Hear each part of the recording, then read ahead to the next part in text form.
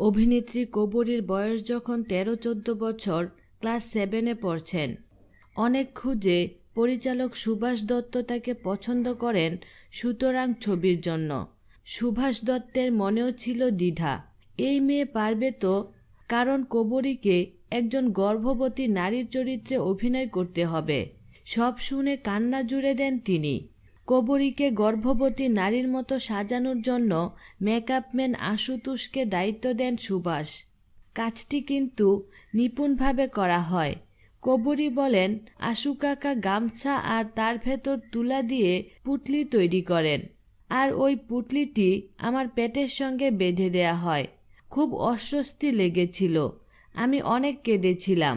এ ধরনের চরিত্রে অভিনয় করতে চাইনি। পরে তা দেখে দর্শক অনেক প্রশংসা করেছিলেন। আমি গর্ভবতী না এটা নাকি কেউ বুঝতেই পারেনি। সুতরাং ছিল কবরীর প্রথম ছবি। বিনোদন জগতের নিত্য নতুন খবরাখবর জানতে আমাদের চ্যানেলটিতে সাবস্ক্রাইব করার জন্য আপনাকে আন্তরিক ধন্যবাদ।